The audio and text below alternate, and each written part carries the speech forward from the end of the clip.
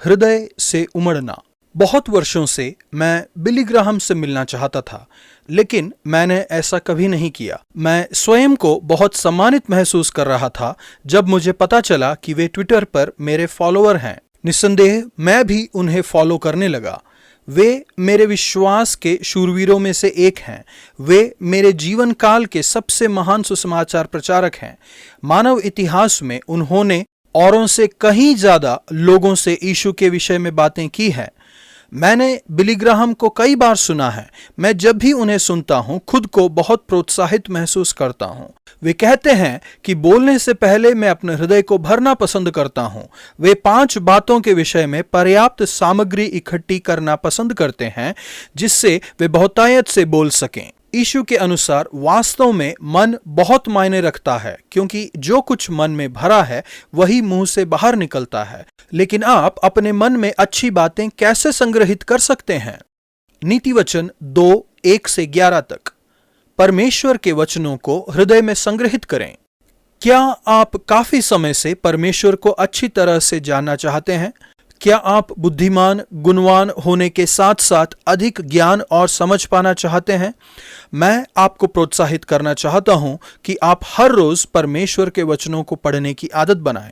नीति वचन के लेखक जोर देकर कहते हैं कि तू मेरे वचन ग्रहण कर और मेरी आज्ञाओं को अपने हृदय में रख छोड़ और बुद्धि की बात ध्यान से सुन और समझ की बात मन लगाकर सोच, क्योंकि बुद्धि तो तेरे हृदय में प्रवेश करेगी। नंबर 1, आपको क्या करना चाहिए? आपको खुद के अंदर परमेश्वर के वचनों को भरना चाहिए। आपको वचन को ग्रहण करने, सुनने और लागू करने, बोलने और खोजने की जरूरत है। उसकी खोज कुछ इस प्रकार से करें कि जैसे सोना निकालने वाला सोने की खोज करता है, जैसा एक साहसी खजाने की खोज करता है। इसमें समय और समर्पण लगता है। हर रोज नियमित रूप से बाइबल पढ़ने के लिए समय निर्धारित कीजिए और अपने कार्यक्रम की सूची में इसे सर्वोच्च प्राथमिकता दीजिए। नंबर 2, यदि आप ऐसा करेंगे तो परमेश्वर क्या वायदा करते हैं? आपको परमेश्वर का ज्ञान प्राप्त होगा, क्योंकि यह परमेश्वर का स्वभाव है कि वे बुद्धि और समझ देते हैं और जय, सुरक्षा, विवेक भी देते हैं। उन्होंने यह वायदा किया है कि परमेश्वर आपकी देखभाल करेंगे और बुराई के मार्ग पर चलने से या गलत करने से आपको बचाएंगे। परमेश्वर मेरी सहायता कीजिए कि मैं प्रतिदिन आपके साथ समय बिता सकूं और मेरे जीवन के लिए बाइबल की शिक्षाओं को लागू कर सकूं। नया नियम मत्ती 12:22-45 तक। पवित्र आत्मा से परिपूर्ण होते जाएं। आप जो बोलते हैं वे शब्द वास्तव में महत्व रखते हैं। जॉयस मेयर लिखती हैं कि प्रत्येक शब्द जो हम कहते हैं या तो वह निर्माण करने के लिए एक ईंट है या फिर नष्ट करने के लिए एक बुलडोजर।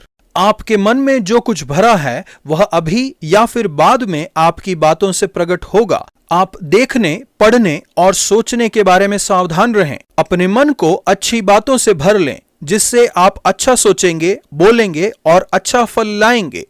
यीशु ने कहा है, जो मन में भरा है वही मुंह पर भी आता है। भला मनुष्य मन के भले भंडार से भली बातें निकालता है और बुरा मनुष्य बुरे भंडार से बुरी बातें निकालता है।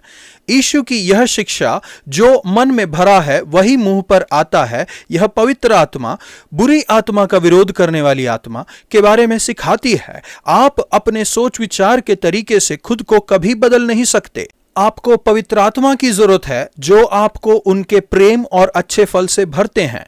मैं यीशु के वचन को ग्रहण करता हूं, जिसका मतलब यह है कि अपने जीवन काल में पवित्र आत्मा का विरोध करना एक ऐसा पाप है जिसे कभी क्षमा नहीं किया जा सकता।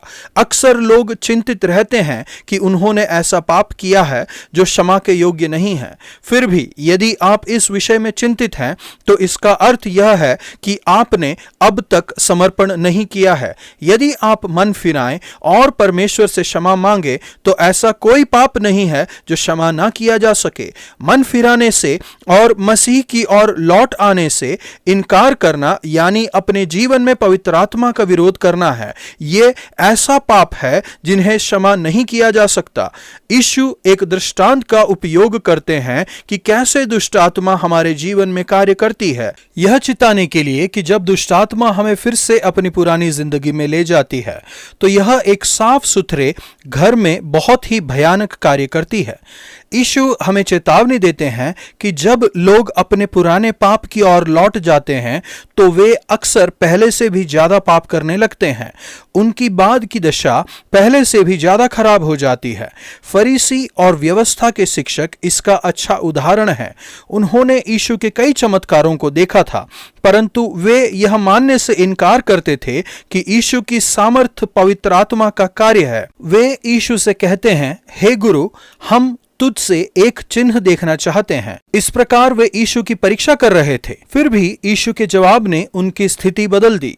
यीशु खुद की तुलना पुराने नियम के भविष्यवक्ता योना से करते हैं और आगे होने वाली घटनाओं के बारे में, यानी उनकी मृत्यु और तीसरे दिन मुर्दों में से जी उठने के बारे में बताते हैं।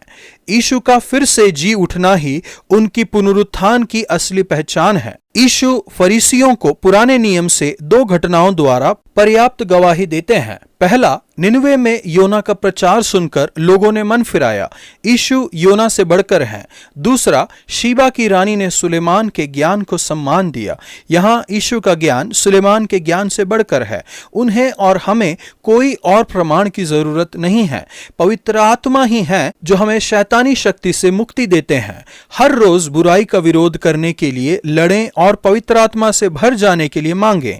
आपका मन साफ है, इसकी जांच आपके मुंह से निकलने वाली बातों से होती है। इसलिए जो कुछ मन में भरा है वही मुंह से निकलता है। यीशु उनसे कहते हैं कि तुम्हारा मन सांप के बिल के समान है।